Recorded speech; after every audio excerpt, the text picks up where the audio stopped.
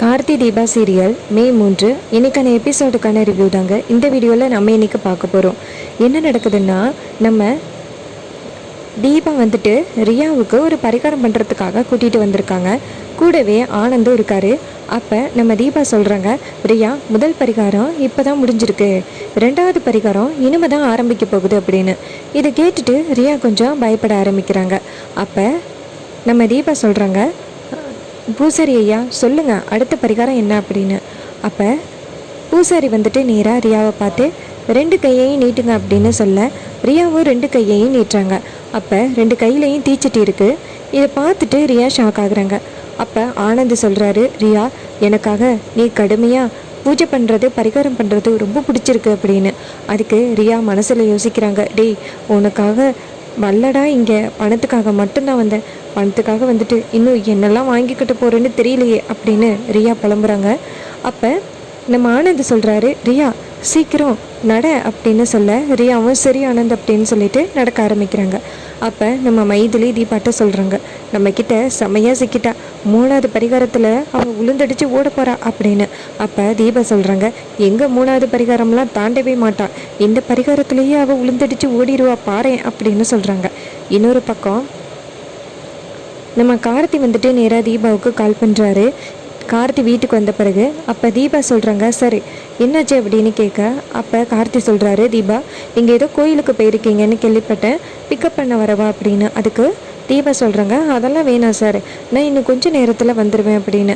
அப்போ கார்த்தி கேட்குறாரு, அங்கே என்ன நடக்குது தீபா அப்படின்னு. அப்போ தீபா சொல்கிறாங்க, சார் ஒரு முக்கியமான விஷயமா வந்திருக்கேன், இன்னும் கொஞ்சம் நேரத்தில் ஒரு நல்ல செய்தியை சொல்கிறேன் அப்படின்னு சொல்லிட்டு ஃபோனை கட் பண்ணுறாங்க. அப்போ அபிராமி கேட்குறாங்க, கார்த்தி என்னாச்சுப்பா அப்படின்னு.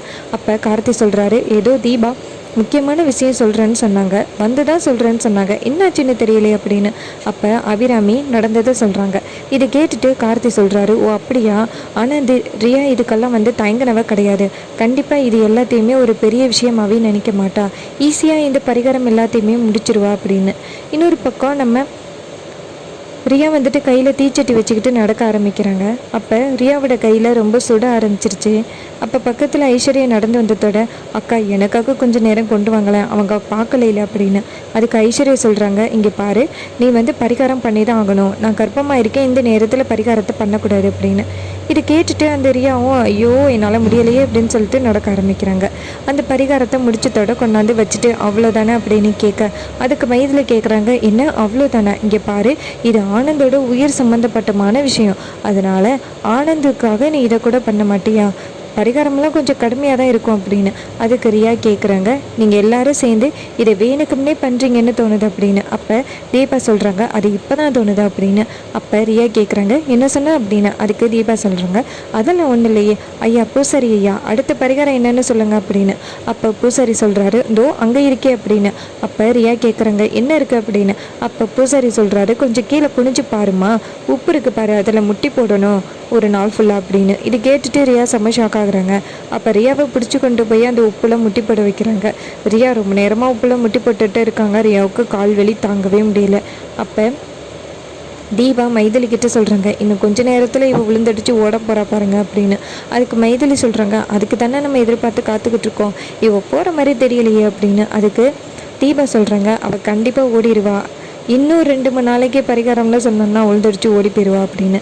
இதை கேட்டுட்டு மைதிலியா ஆமாம் அப்படின்னு சொல்கிறாங்க. அப்போ நம்ம ரியா சொல்கிறாங்க, ஆனந்தினால் வழி தாங்க முடியலை ஆனந்த், போதும் ஆனந்த் இந்த பரிகாரம் அப்படின்னு. அதுக்கு தீபா சொல்கிறாங்க, இன்னரும் மீனாட்சி அக்காவாக இருந்தால் இந்த பரிகாரத்தெல்லாம் எப்போவும் முடிச்சுட்டு வீட்டுக்கு கிளம்பியிருப்பாங்க, போயும் உங்ககிட்ட எல்லாம் நான் பரிகாரம் சொல்கிறேன் பாருங்க அப்படின்னு. அப்போ ஆனந்த் சொல்கிறாரு, இங்கே பாரு தீபா, அதான் 2 பரிகாரத்தை ரியா முடிச்சிட்டால, இது 3வது பரிகாரம் தான், இதையும் நல்லபடியாக ரியா முடிச்சிருவா அப்படின்னு. அப்போ நம்ம ரியா யோசிக்கிறாங்க, ஐயோ இன்னும் என்னெல்லாம் குடும்பப்படுத்த காத்திருக்காள்களே தெரியலையே, இந்த சொத்துக்காக இன்னும் என்னெல்லாம் பண்ண போகிறோமோ, ஃபஸ்ட்டு வீட்டுக்கு போனதோட இந்த கார்த்தி தோட்டத்தோட எல்லா சொத்தையும் நம்ம பெருக்கில் எழுதி வாங்கிக்கிட்டு ஆனந்த துரத்தி அடிச்சுட்டு நம்ம ராணி மாதிரி வாழணும் அப்படின்ட்டு ரியா யோசிக்கிறாங்க. இன்னொரு பக்கம் நம்ம தீபா கேட்குறாங்க, என்ன ரியா பயங்கர யோசனையில் இருக்க, நீ நினைக்கிறது எதுவுமே நடக்காது அப்படின்னு.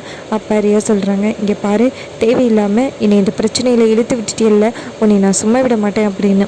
ரொம்பவே இன்ட்ரெஸ்டிங்காக எபிசோடை கொண்டு போகிறாங்க. இதே மாதிரி இனிமேல் அப்டேட் செய்யணும்னா இந்த சேனலை சப்ஸ்கிரைப் பண்ணிக்கோங்க.